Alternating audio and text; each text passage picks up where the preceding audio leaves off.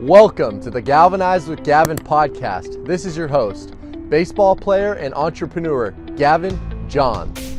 This podcast will empower you to reach your fullest potential in life.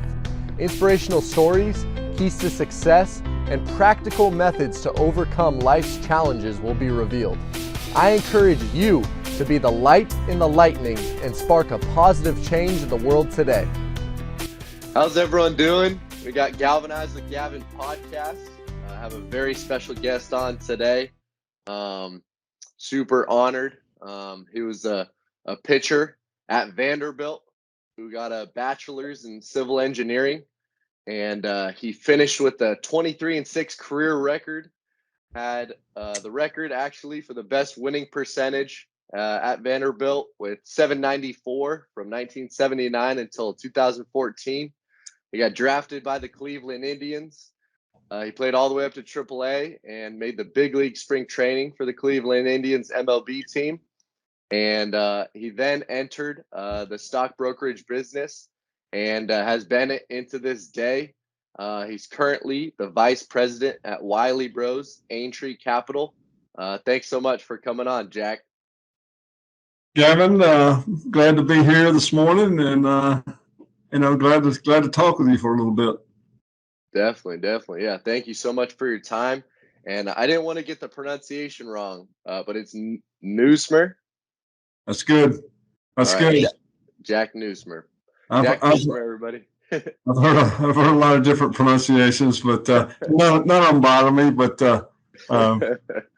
we just most people, I said, just think of a Nuismer, Nuismer, news or news, but it's fine. Definitely. Yeah. I just wanted to make sure I got yeah, thank you. I just want to make sure I got that pronunciation right. So I'll give everyone a little background of how we met. It was actually a pretty crazy story. Basically, as everyone knows, I just finished up at Tennessee Tech University playing baseball, and one of my good friends on the team, Cody Littlejohn, and I, we actually went to Nashville to meet a friend I had met a while ago, Thomas Espy, which works with Jack, and we're in Thomas's office and talking, and Thomas is like, I have a really good friend that works with me. His name's Jack. He played baseball. Has a great story, and introduced us to each other, and we had just great conversations that day, and yeah, just super excited. Jack's definitely made an impact on my life in the short time, and definitely honored to have you on here today, Jack. It's good to be with you. I remember when you came into the office, and I was impressed with you, kind of, with your attitude, and also your, I looked at your clips of some of your baseball highlights, and but more than anything, was always want to help anybody any way I can. It's kind of been kind of lifelong motto, and try to give of yourself to help others along the way. And always, I'm always willing to talk to people, especially young people, because they're just getting started off in life, and maybe you can encourage them along the way. So that was a good first meeting, and I'm glad we stayed in touch. So yeah, absolutely. Yeah, thank you. And so speaking of that, helping the younger generation, you gave me a lot of words of wisdom that day, and Cody as well, that definitely helped us, and we've been trying to just implement that advice into our life. I wanted to ask, if you had one piece of advice that you would give your younger self, what would it be, and why would you say? Well, I think I would say to myself that that life's a journey, and um, you are going to have lots of steps and missteps. Um, you know, you in a perfect world, you'd like to go from point A to point B in a straight line, but that's just not how it works in life.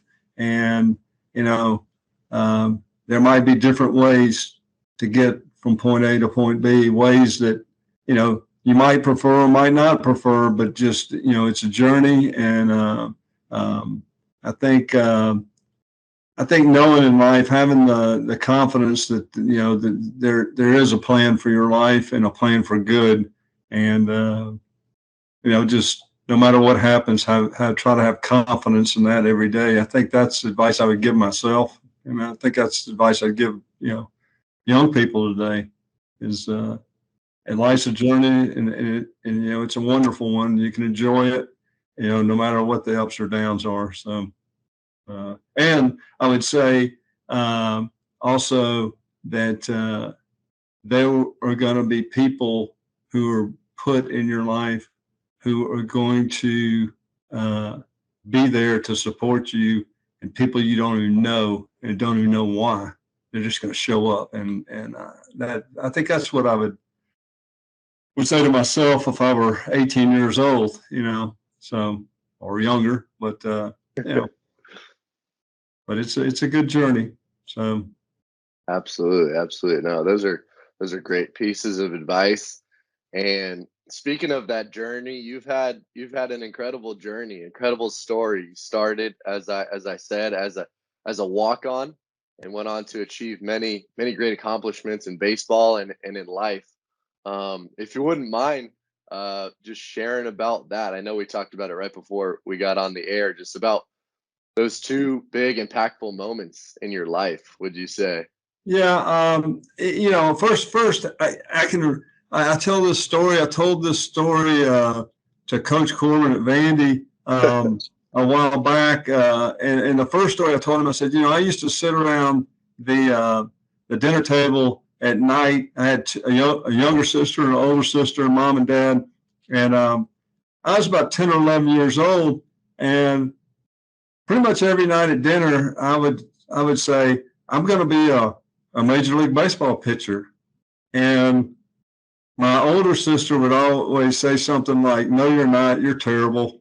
My my younger sister would always incredulously go, "You are?"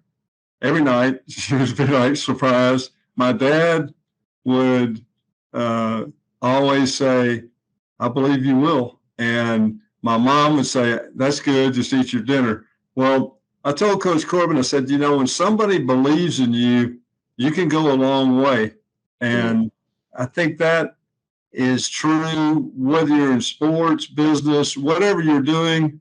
Uh, you have to have somebody who believes in you. And I think that's essential. But what you were saying about like my Vanderbilt career, God puts people in our lives, and people we don't even know why.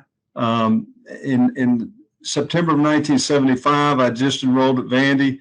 I was just going to be a student. I was walking across campus, and I ran into a teammate of mine. We had gone to Montgomery Bell Academy, an all-boys school in Nashville, and Robert Harris was the top recruit in the state. He was a pitcher. He could have gone anywhere, any SEC school. I mean, he was recruited all over. He was unbelievable. Well, he said to me, he said, "We're having tryouts right now for the baseball team. You ought to come try out." And I said, "I don't think I'm that good." And he goes, "No, you can make it." So a few days later, I went and tried out, and they threw me in an inter squad game, and I did pretty good. And then a week later, I was in an inter squad game, and I did pretty good. So I ended up making the team. And a real quick snapshot of my career. My freshman year, I pitched in one game in relief, and we won. I was 1-0 my freshman year. My sophomore year, I was a starting pitcher, and I started that year. I was like probably the number I don't know, 4-starter. Well, about halfway through the season, there was a pitcher named Scott Sanderson, and Scott ended up pitching in the big leagues for 15 years. Scott was a #1 draft pick by Montreal his junior year, but that particular year, Scott got in a slump, and so they inserted me into his spot in the rotation. Scott went to the bullpen, and I finished that year 5-1. I got a scholarship. Junior year, I was 7-2. My senior year, we did not have a very good team at Vandy. I think our record was like 21-24, but I went 10-3 that year, and so I made first team All SEC. I think I was second in the league. I mean, I was very fortunate. When we needed runs, we got them. When I needed to pitch well, I did. It was just a very good, season. So I ended up doing well, and then, but if I don't run into that high school teammate, I'm not there.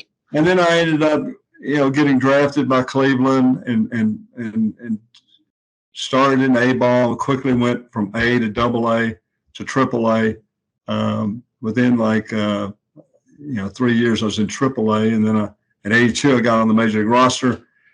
And I was doing fine, but I had always, said, I'm just going to do this as long as I think I'm progressing. Well, in 1918, Cleveland said, we don't think, we're going to send you, but they had multiple options to send you up and down off the roster. So they were going to send me off the roster. And I said, this has been a tremendous run.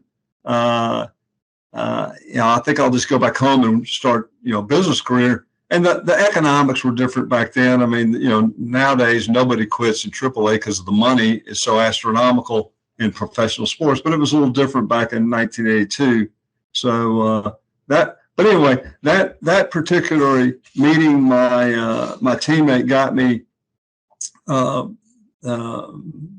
started in that career. But I would say that happens in your life. They're the kind of defining moments. The probably the most defining moment of my life occurred in 1976, though, and I was playing for a Vanderbilt summer baseball in a summer baseball league, and we had gone up to Clarksville to play Austin Peay, and we were going to play a doubleheader. And I was the #2 pitcher at the time, so I was going to pitch the second game of the doubleheader. Well, I had a blind date that night that was going to start at 6:30, so I asked the coach if I could go to pitch the first game, and he asked why, and I said, well, I've got a dinner to go to. And he goes, what kind of dinner? And I said, well, it's kind of like a Christian dinner. And because I knew this girl was a nice woman, Christian woman. And so he said, yeah, okay, you can pitch the first game. So I'm thinking, it's a 7-game game. We'll be through by 4:30. It's about a 45-minute drive home. I'll have plenty of time to get home, get ready. And it's July of 1976. Well, it's about 95 degrees. And so we start this game, and the pitcher for Austin Peay and I were both doing well. So after 7 innings, it's 0-0. And after 10 innings, I'm still pitching and it's still 0-0. And finally, in the 15th inning, we score a run, and I'm still pitching. I pitch all 15 innings, and we score, and we win 1-0. So, but the game ends at like 6:15. So in 15 minutes, I'm supposed to pick up this young woman, and I'm 45 minutes from home. So my dad had gone up to watch me, and so we're driving home quickly and as fast as we can, and we get there, and I'm just exhausted. I've pitched 15 innings in a July hot summer day. I'm just exhausted. So I get home, and my mom goes, you got to hurry.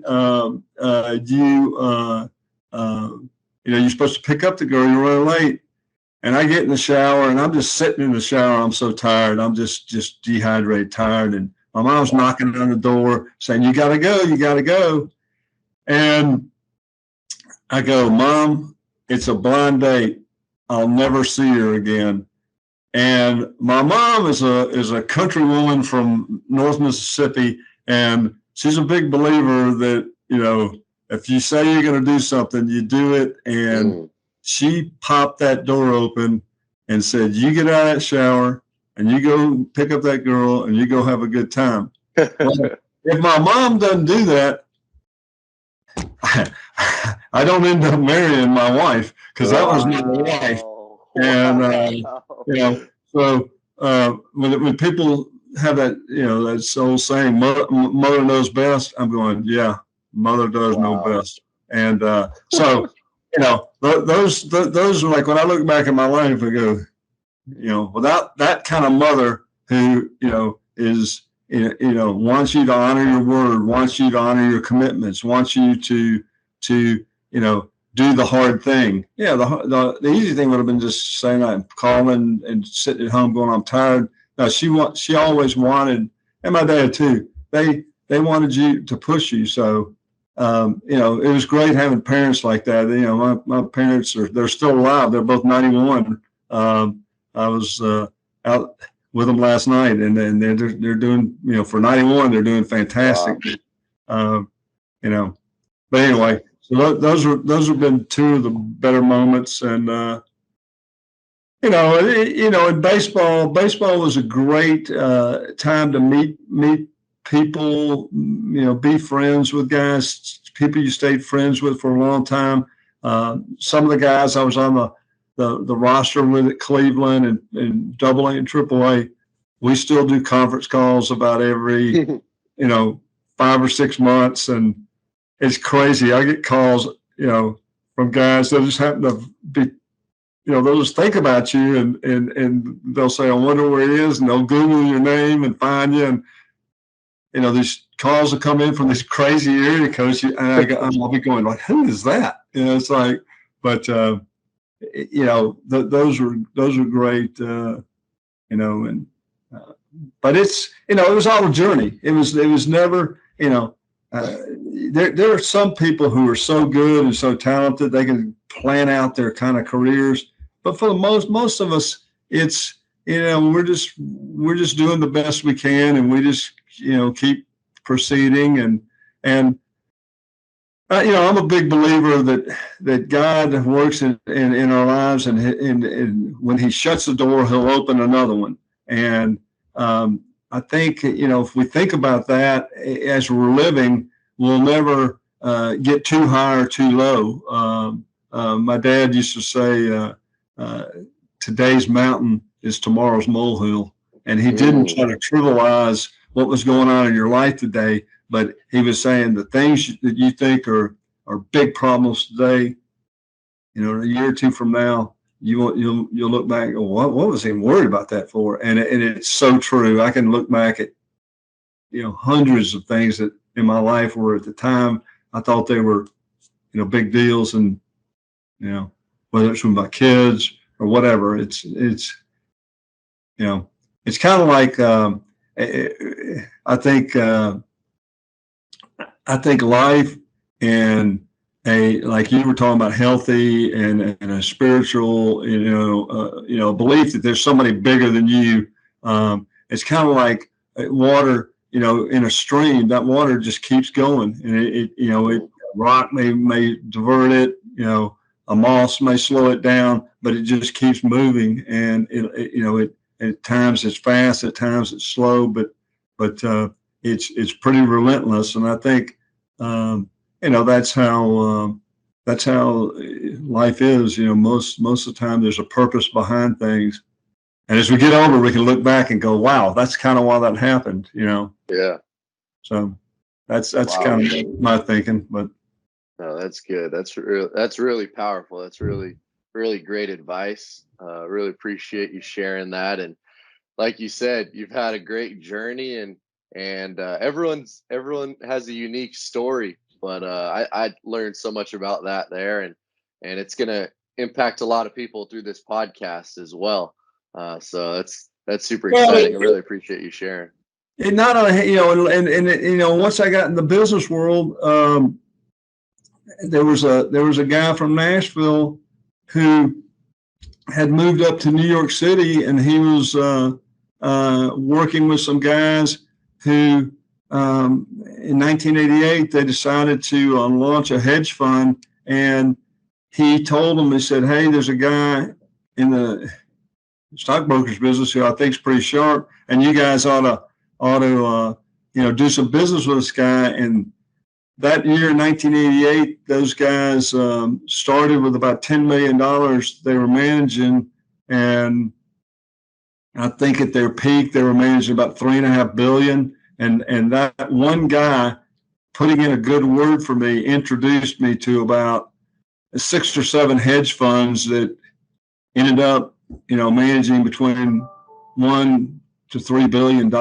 And I never would have gotten an entry into that arena without this Nashville guy who I knew, a friend, who just happened to be up there. And so that was another event in my life where just somebody was in my life and they put in a good word for me. They stated they had belief in me. They believed that I could do a good job. And it turns out I was able to make his word good, to make him accurate. But it was one of those things that was totally not planned. It just it happens, and that's how life goes. I mean, people are gonna step into your life, and sometimes you take advantage of it, sometimes you don't see it, and it's very difficult sometimes to recognize how important something is. I wish I were better at that. I think everybody does. I think sometimes people come into our lives and we go, "Wow, that's really important." But I think more than anything, if you're honest and sincere and trustworthy with other people, they will go out of their way to help you. And I know that that's my feeling with dealing with people who come to me. If I feel like they're sincere and hardworking, I really appreciate hard work.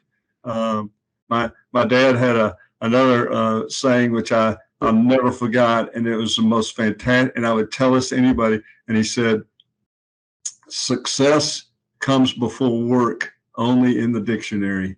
And I never, ever forgot that, no matter what I was doing. And so when somebody, if I run across somebody and I know they're honest and a hard worker, I'll do anything for them, because I appreciate hard work. It's kind of like I told woman in this office yesterday about my mom, and I said to her, I said, "Your mom's a country girl from North Mississippi." I said, "The thing I like about my mom," I said, "expression that they'll give you the shirt off their back." I said, "My mom will not only give you the shirt off her back, she'll also cook you dinner." And it's that's awesome. And I think that's kind of the way I've always thought about people is, it's not just doing a certain amount of help or degree of, encouragement for them. It's give them the extra, give them something that, will really give them some momentum, because that's really, what you're trying to do is give people momentum, and just be an encourager. I can tell you, I don't know how much time we have, but I'll give you one quick other story. Yeah. In 2012, this young man comes into my office, and he was a college football coach at Bowling University. He had a wife, 2 kids, wasn't making much money. And my boss had said, "Hey, will you meet with this guy?" So I ended up talking to him. He was a little Nashville young man, and he was thinking about getting out of football coaching and getting into business in Nashville. And I said, "Look," I said, "if you want to do that, we'll help you." I said, "I know some some friends here in town who are very, very successful and done very well with some corporations. And I said, I literally believe I could pick up the phone right now and tell them who you are, and they'd hire you in a heartbeat. I said, so if that's what you want to do, you want to come back to Nashville, you can do that, and I'll be glad to do whatever. And I said, but what I'd like to tell you is whatever happens, whatever you decide, it's going to work out. And I said, I'm sitting here and I believe it. And I said, I have no doubt whatever you decide. I said, because you're a sincere young man. I can tell right now that I can see your character. It's all going to work out. Well, about 4 or 5 months later, his position coach, his coordinator at bowling, got hired to go to Syracuse. And so he took him with him. So all of a sudden, he went from kind of a smaller program to a little bit more established program. I mean, he was going to make more money. It was going to take some of the stress off of him. And then a few years later, his coach got hired to go to Wake Forest to be the coordinator. So he went down and became the linebackers coach at Wake Forest. And then a few years later, that guy got hired to be the defensive coordinator at Notre Dame, and he went with him. And then a few years later, his defensive coordinator went to another school, and he got promoted to defensive coordinator. And then a year later, he got hired as the head coach at Vanderbilt. And I ran into him last May at a Vanderbilt baseball game. He was in the concession line, and I waited till he came out, and I said, Coach Lee, I don't know if you remember me. And he goes, I remember you, and I remember everything you said. And I said, things have kind of worked out, hadn't they? And he laughed and said, things have kind of worked out. And, it's sometimes you have an opportunity to encourage somebody. And for us, I think as individuals, we really need to take the time to do that, not just, flippantly go, well, it'll work out, good luck to you. It's like, because you could see when he was in my office, 9 or 10 years ago, I think 2012, he was hurting. And he needed somebody to say, it's going to be okay. Yeah. And I didn't know with 100% certainty it was going to be okay, but I believed that that's how it works, because I think we have do have a God that watches over us. And it was good. It was good. It was good to see his career progress. But that's awesome. After last season, he may need some more encouragement. I don't know, but no, I think he's going to do fine. I think he's a really good, high quality guy. Yeah, that's amazing. That's a super encouraging story and very powerful in just how God works. It's funny you said that, because right when Cody and I walked into your office that day, right on the wall is Jeremiah 29:11. Yep. For I know the plans I have for you, declares the Lord, plans to prosper you and not to harm you, plans to give you a hope and a future. So that perfectly encapsulates, that story, and encapsulates a lot of stories, you've shared. I wanted to ask, about that. What has that verse meant to you, and how have you taken that verse into your life, would you say? Well, I think I've had that. I think my wife framed that for me. I don't know. It's probably been there for, 25 years at least. And I've given the same thing, framed it for people. It's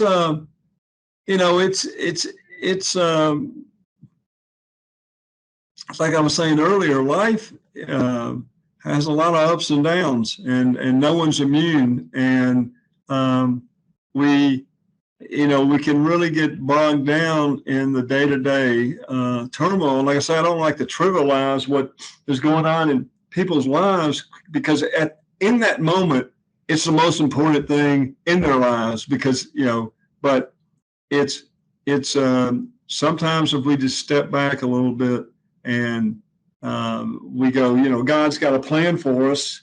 I know he does. Right now, I don't understand what that plan is, but I'm confident,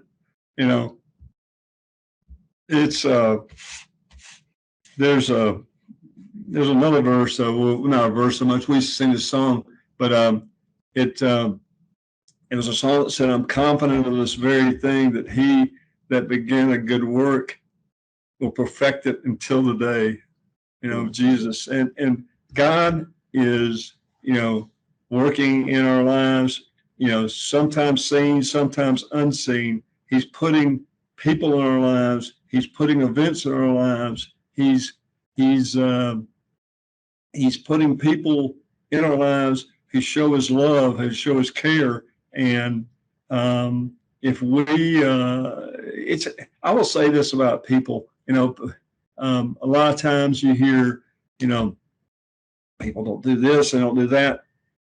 There are so many compassionate people in this world, when there's turmoil or trouble, there's a flood, a tornado. You see people come out of the woodwork who have tremendous compassion, and sometimes it's on a big event like that we see the compassion, but there are also tremendous.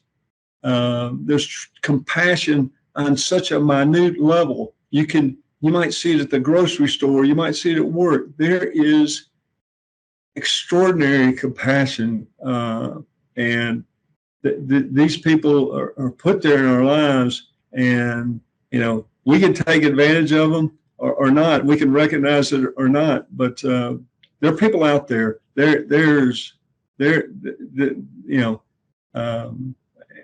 I don't like to see anybody struggling, but I always would say to people, for every, if you think I'm encouraging you, willing to help you, there's probably hundreds of people, maybe thousands just like me, who are going to pass by every day. And that, they want to help people and see people. I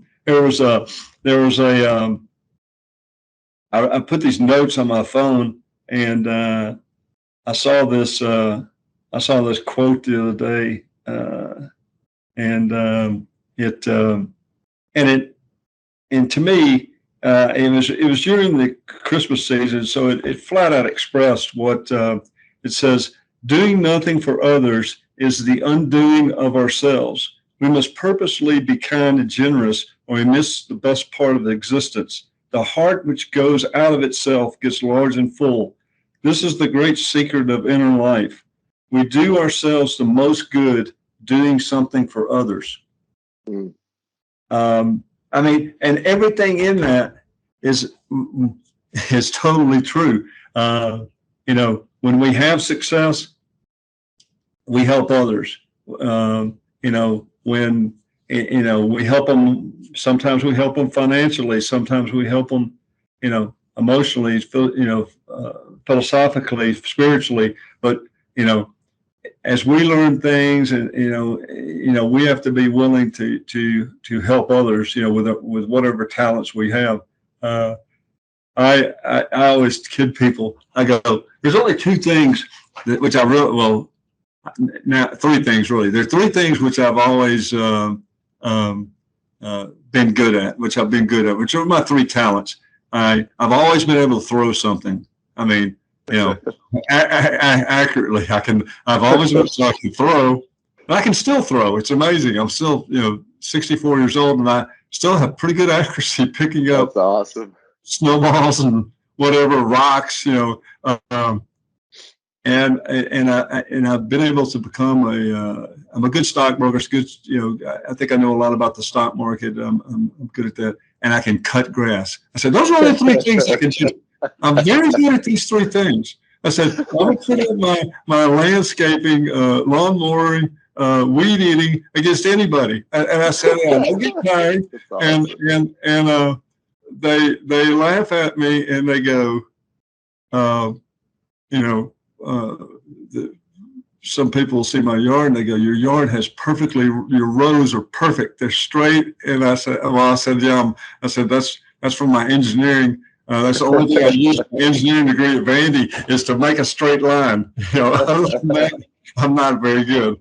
So, but you know, you recognize you know, kind of recognize your talents and you know, yeah, you want to work on your weaknesses, but you know, all of us have weaknesses, but your talents, recognize them and develop them, and you know, and that's where you'll, you know, that's where you're going to go in life. So um, that's about it from me. That's kind of my story. That's awesome. That's awesome. No, definitely a lot of key points there. Like I said, it's gonna be able to impact a lot of people through this. You've impacted me a lot, and I'm learning more and more every time we talk. So I'm thankful. But I really appreciate you coming on here and taking the time and sharing with everyone some wisdom and knowledge that you've learned over the years, and definitely grateful for the experience. Well, you've got you told me you're getting ready to go out to California for the instructional league, and you know, hopeful that you know you'll catch the eye of some scouts, and you know, and when I hear that, I'm going, well, if that's what he wants, that's what I hope for too. And you know, I was the other night when you told me that we were talking, I was Googling you know, some former players and to see who was, you know, maybe coaching or scouting, and then Googling some, you know, former Vandy athletes who I know who got involved in professional baseball, just to go, hey, you know, see if I can contact them and to get somebody to put you on the radar screen, because so often, you know, people may have the capacity to do something, but they're not on the radar screen. They're kind of unseen. So it's almost like you have to send the bird dog. I don't know if you ever went quail hunting, as you know, or did quail hunting, but you know, the quail are in these thickets, and the bird dogs are going to find them. They're going to sniff them out and point them. But you have to send the bird dog, say, we're going to that field, and you know, because there are birds in there. And I think sometimes with scouts or talent, you know, hunters, you have to say, hey, there's a field over there with some birds in it. Let's go over there. And then they go, wow, you're right. There you know, there is some talent in that field. So you know, I think that is the thing all of us can do is when somebody thinks they have some talent, get someone who is a evaluator of that talent. Say, go look at that person. Go take a look. Tell me what you think. Because a lot of times it's just nobody's seen them yet, and or they haven't seen enough of them yet. And you know, I've seen that with some family members in the music business, and there's a lot of talented people out there in the world playing music, but sometimes it just takes being seen by the right person. And so that's what I hope for you is we can get, you know, we can get somebody to see your talent and evaluate. So thank you. I really appreciate that. I really appreciate that. Yeah, I'm just having fun as well with the journey. You know, I know, like you said, you know, when that preparation meets the opportunity, I'll be ready, you know, and on God's timing, of course. His way is the best way. Well, like I said, I you know, whatever happens in your baseball journey, if that door gets shut, there'll be another door that gets open. And it may be doing podcasts. You may become the, you know, one of the most popular podcast people in the world. and it can happen. So you know, I don't discount it. You're doing this for a reason. It's, you know, there'll be some reward for it, and you know, I just wish you the best. I'll tune into the podcast and hopefully I'll learn something from. You know, I saw some of these great young people, athletes that you've had on your podcast, and it's, you know, it's always enjoyable to hear other people's stories and journeys, and it's encouraging. So I look forward to staying up with you. So absolutely, yeah. Thank you. I really appreciate that, and thanks again for your time. I really appreciate that as well. So thanks so much, Jack. I enjoyed the morning, and we'll good start to the day. Yes, sir. Yes, sir. We're ready to go. Have a good day. 5 a.m. on California time over here. You're out there? Okay. Yeah. Wow. Yeah. Well, good start for the day, though. Good start. I usually roll in around 6:30 or so here in Nashville. So at 7 o'clock worked right in my sweet spot. So yeah, you're out there a lot earlier. So have a good day, and we'll be in touch. Definitely. Thank you so much, Jack. And we'll talk soon. Thanks everyone for tuning in, and we'll see you guys on the next episode. Thank you all for tuning in to the Galvanize with Gavin podcast. I hope you were inspired and empowered to reach your fullest potential in life. For more resources, visit gavinjohns.com. For businesses interested in sponsoring the podcast, visit gavinjohns.com/sponsor. Thank you all, and God bless.